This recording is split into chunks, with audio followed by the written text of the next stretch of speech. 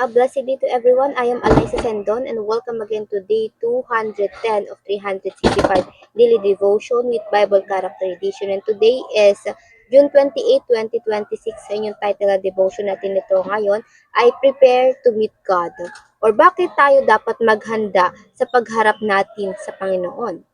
So for today's character is si Prophet Amos. He is a shepherd and he prophesied in the northern kingdom of Israel. So the book of Amos main message is God judge sin but promises to restoration to his covenant people. So for our scripture for today, ito ay mababasa natin sa Amos chapter 1 to chapter 2. And it says, dito sa verse 1, chapter 1 verse 1, ito ang mga pahayag ni Amos na isa sa mga pastol ng kawan ng tupa sa bayan ng Tekoya. Ang mga pangitahing ito tungkol sa Israel ay pinakita sa kanya noong panahon na si Uzzias ang hari ng Juda at si Jeroboam na anak ni Jehoas ang hari ng Israel. 2 taon bago lumindol. So dito sa mga sumunod na verses, binanggit niya yung mga neighbor nation na huhusgahan ng Diyos.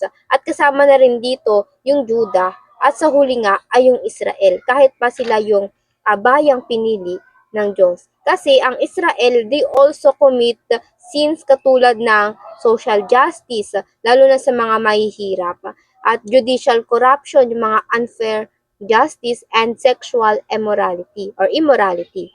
And now for our teaching, mga katuruan natin, number 1, God judges all nation without partiality. See, even Israel, the God-chosen nation, pinarusahan ng Diyos. Kasi ang Diyos ay matuwid. Lahat ng bumabaluktot sa kanyang standard ay makakatanggap ng kaparusahan regardless kung sino ka pa sa kanya, kung ikaw man yung tagasunod niya o hindi. Hindi makakalusot sa Diyos yung mga suwail. Again, there is no sin that will go unpunished to the Lord. Patas ang Diyos sa lahat.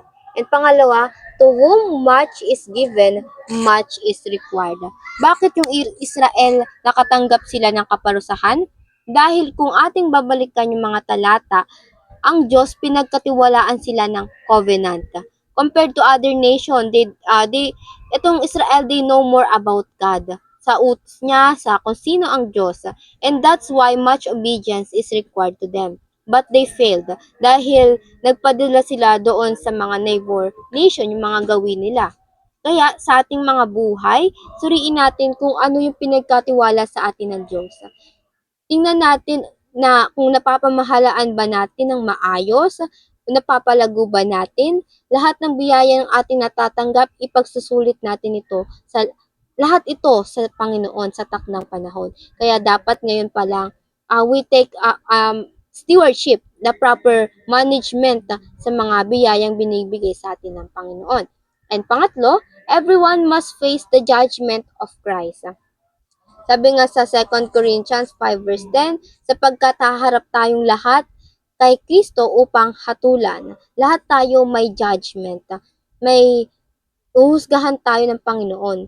Tatanggapin ng bawat isa ang nararapat na kabayaran sa kanyang mga ginawa, mabuti man o masama, nang nabubuhay pa siya sa mundong ito. Lahat ng ginagawa mo ngayon, lahat ng nakuha mo ngayon, ang Diyos yung nakikita niya ito. Lahat ng iyon na pinaghihirapan mo, sa Panginoon, yung Panginoon nakikita niya ito at may reward ka para diyan. Para sa paghuhusga, kaya napakainam na yung husga sa atin ng Panginoon ay yung kagalakan, hindi yung sumasama yung tingin sa atin ng Panginoon dahil sa kasamaan din nating ginagawa. And now, for our application, paano ba natin ito may apply sa ating mga buhay? Number 1, be aware that God is actively working in the affairs of the nation. God is active in all nations. The way people govern the resources and the blessing they have, all aspect of our life is God working on it, actively working on it. Walang kasalanang nagawa natin ang maitatago pa natin sa Diyos. Kaya mabuting pagsisihan na natin ito ngayon pa lang. And pangalawa, understand that greater privilege brings greater accountability. Look at your life status right now. Marahil nakikita mo itong nonsense o hindi mo alam para saan ba to, or yung position mo in work, in school, in family, or whatsoever. Whenever you are in, you have a responsibility there. Diyan ka inilagay ng Diyos dahil may mission ka dyan. Your environment is a privilege for you to take accountability. If God gave you a family, entrusted you with richness, remember that you have to give it back to the Lord with much love to your family, much people being blessed from your richness. Hindi dapat nai-stuck lang sa iyo yan. And lastly, live your life in preparation to meet God.